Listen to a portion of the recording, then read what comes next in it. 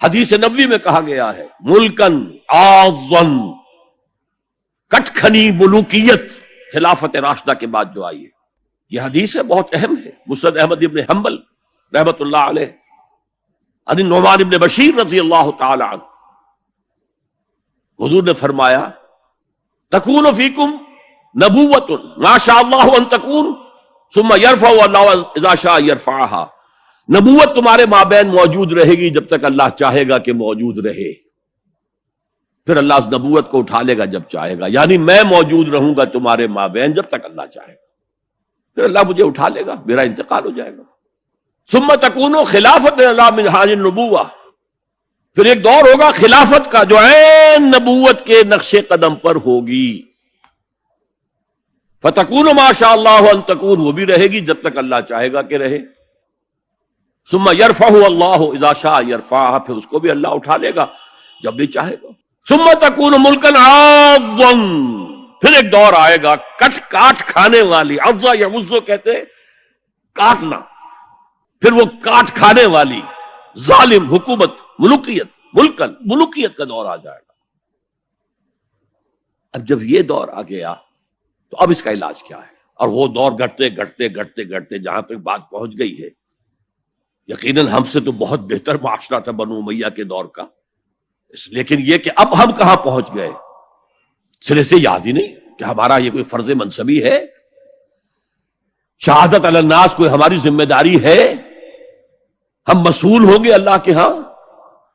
احساس ہی نہیں. اپنی روٹی، اپنی دال، یا اپنا مرغ پلاؤ متنجن جو بھی ہو، اپنا مکان، اپنی کوٹھی، اپنا محل، اپنی کار، اس کا نئے سے نیا جو ہے ماڈل، ساری ہماری سوچ تو ان چیزوں کے گرد ہے. کس کو یاد ہے کہ بحیثیت امت ہمارا فرض کیا تھا؟ اس حال میں کچھ لوگ تو ہونے چاہیے جو ہوش میں آئیں. یہ ہے وَلْتَكُمْ مِنْكُمْ أُمَّةٌ. جب پوری امت سو جائے تو امت ودن امت قائم کی جائے.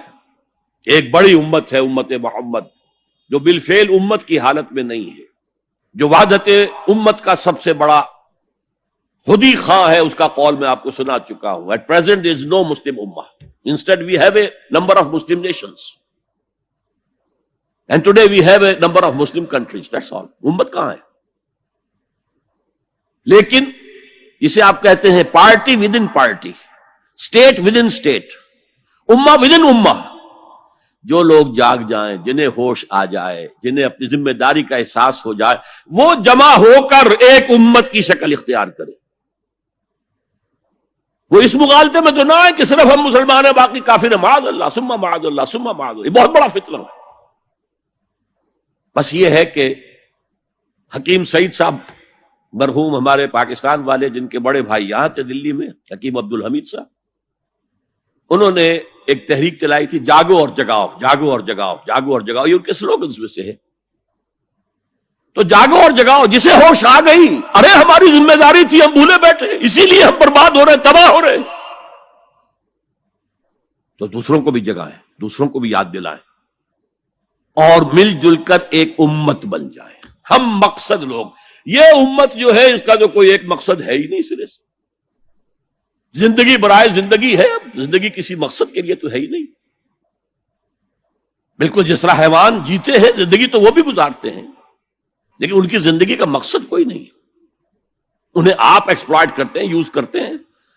گھوڑے کو باندھ لیا بگی کے اندر، ٹانگے کے اندر، بیل کو جوت لیا اپنے ہل کے اندر، آپ استعمال کر رہے ہیں انہیں. ان کی زندگی کا تو کوئی مقصد نہیں. آج ہمارا حال یہ ہے، ہماری زندگیوں کا کوئی مقصد نہیں.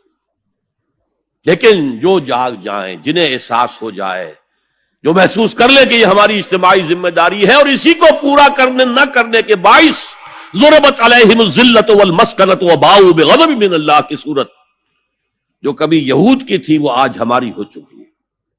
جو جاگے وہ دوسروں کو جگائیں، مل کر ایک امت بنائیں.